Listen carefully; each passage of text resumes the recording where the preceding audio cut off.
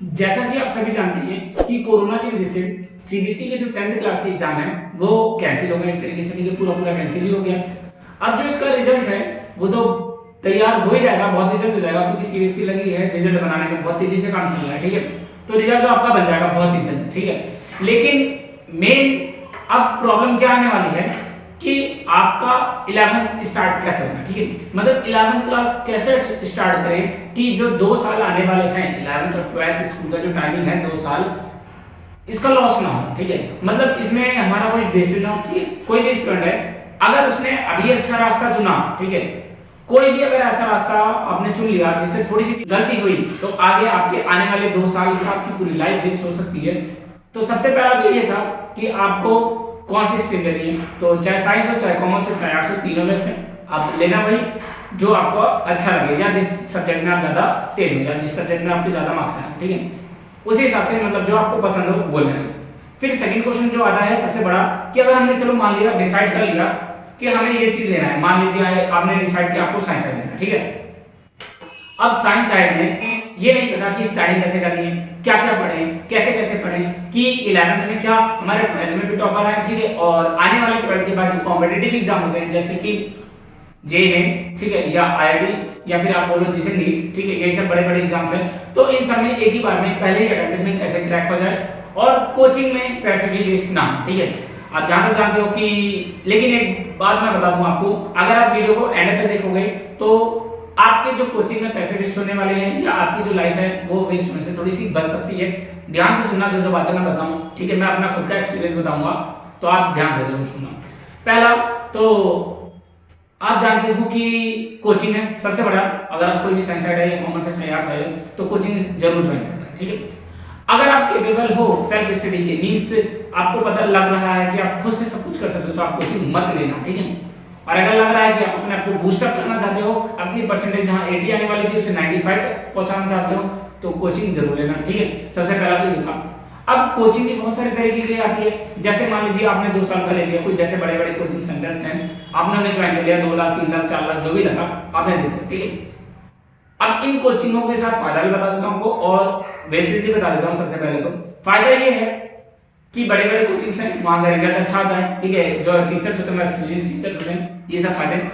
लेकिन लॉस ये है कि वहां पे आपका एडमिशन एक बार हो गया, ठीक है, आपने कोचिंग में इंस्टीट्यूट में ज्वाइन कर लिया, तो आपको ये नहीं पता कि जो पढ़ाएगा वो कौन टीचर है। मान लीजिए 4 सब्जेक्ट हैं आपके पास, फिजिक्स, केमिस्ट्री, बॉटनी और जियोलॉजी, मींस जिसे हम बायोलॉजी कहते हैं, यही सब्जेक्ट है आपके पास, इनके टीचर्स हैं।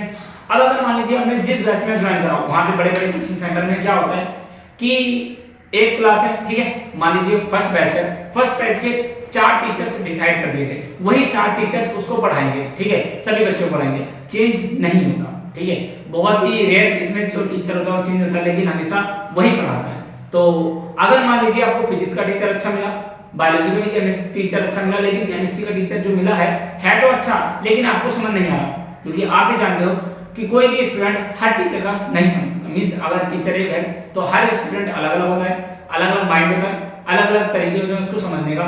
तो एक स्टूडेंट ऐसा नहीं है कि इस टीचर से समझेगा तो उससे नहीं समझ सकता, जिससे उसका माइंड जिस हिसाब से बना है वो इस हिसाब से समझ पाएगा। ठीक है, तो अगर आपने उस क्लास में ज्वाइन कर लिया, मान लीजिए केमिस्ट्री वाला का क्लास आपको समझ में आ रहा, तो पूरे साल आपने वेस्ट करा, 2 साल वेस्ट करा, आने वाली लाइफ भी वेस्ट हो जाएगी, क्योंकि सब्जेक्ट एक सब्जेक्ट में भी अगर आपने गलती करा तो उसकी वजह से आपका पूरा पूरा लॉस हो जाएगा। ठीक है, ये था बड़े कोचिंगों का लॉस। तो इससे सबसे बेस्ट तरीका होता है आपको क्या करना है, आपको लोकल कोचिंग ज्वाइन करो। जैसे कि एक एक सब्जेक्ट का होता है, कोई एक सब्जेक्ट अलग टीचर पढ़ा रहा है, कोई एक सब्जेक्ट अलग टीचर पढ़ा रहा है, आप ट्रायल क्लास लीजिए। ठीक है, ट्रायल भी कैसे लेना है, 1-2 क्लास लेने से ट्रायल कभी नहीं पता चल जाता, वो टीचर हमेशा अपना एफर्ट लगा के आपको इस तरीके से पढ़ाएगा कि 1-2 क्लास में आपको अच्छा लग जाएगा और आप पैसे पेमेंट कर दोगे। ठीक है, तो ऐसा भी नहीं करना, पेमेंट मतलब जो क्लासेस है तो कैसे ज्वाइन करना है, ट्रायल क्लास कैसे लेना है उसका बता देता हूं।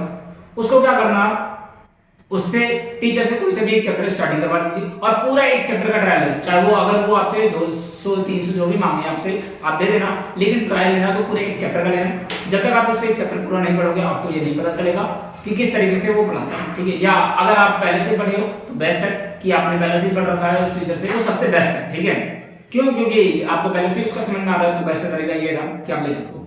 तो मेरी मानना, अगर मेरे हिसाब से मैंने भी बड़ी कोचिंग ली थी, तो मेरे साथ भी एक प्रॉब्लम होता, वो सब्जेक्ट नहीं समझ में आता, ठीक है। तो आप भी क्या करना, लोकल कोचिंग से लेना, ठीक है, ट्रायल पढ़ के देखना जहां 500 200 देते हो, लेकिन जहां पे पढ़ना एक ही टीचर से पढ़ना, बार बार चेंज मत करना, क्योंकि अगर आप चेंज करोगे तो हर टीचर का पढ़ाने का तरीका अलग होता है और आपके माइंड में वो चीज फिर समझ नहीं आएगा। आपने इस टीचर का तरीका पढ़ा था, इसने नोट्स अलग बना दिए, इसने नोट्स अलग बना दिए, अब क्या हुआ, आपके पास दो नोट्स हो गए, आप दोनों के दोनों में कंफ्यूज कि क्या पढ़ें और क्या पेपर में आएगा। तो ये सबसे बड़ी कंफ्यूजन हो जाती है, ऐसी गलती कभी भी नहीं करना, ठीक है, सबसे पहले ये।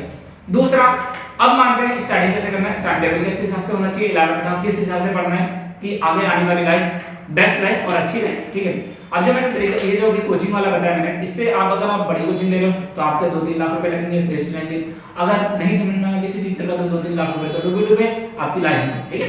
इसीलिए लोकल कोचिंग ज्वाइन करना, जो सब्जेक्ट वाइज हो, जैसे होता है नॉर्मल चार्जेस जो भी होता है 500-400 जो भी सब्जेक्ट वाइज लगता है वही लगता है, ठीक है, इससे ज्यादा नहीं लगता। उसके बाद अब आपने कोचिंग तो ज्वाइन कर ली, फिर आता है कि स्टार्टिंग कैसे करना है। स्टार्टिंग करने के लिए अब बता देता हूं मैं, आपकी 3 तरीके की लाइफ होती है, कोई भी स्टूडेंट है उसकी 3 तरीके की लाइफ है। पहला स्कूल लाइफ, ठीक है, जिसमें वो मॉर्निंग में जाता है, दोपहर में आ जाता है, या दोपहर में जाता है, शाम को आता है, कोई सा भी शिफ्ट होगा स्कूल हो सकता है, ठीक है, ये पहला था, ठीक है। उसके बाद दूसरा लाइफ जो आपका आता है वो क्या है, आपकी कोचिंग क्लासेस, या आपने ऑनलाइन ले रखा है या ऑफलाइन ले रखा है, जो भी ले रखा है वो आपकी क्लासेस होगी, ठीक है। उसके बाद तीसरा आता है आपकी सेल्फ स्टडी, ठीक है। ये 3 तरीके की होती है, तीनों के बारे में एक-एक करके बात करते हैं कि कैसे करना है, क्या चीज करना है कि कोई गलती ना हो, आगे चल के कैसे स्टार्ट, ठीक है। सबसे पहला क्या है, अगर मान लीजिए स्कूल है, आप इतने ज्यादा, आपकी एज इतनी तो हो गई है जिस हिसाब से आप एडल्ट हो चुके हो, किससे आप समझ सकते हो कि क्लास में पढ़ाई हो रही है या नहीं हो रही।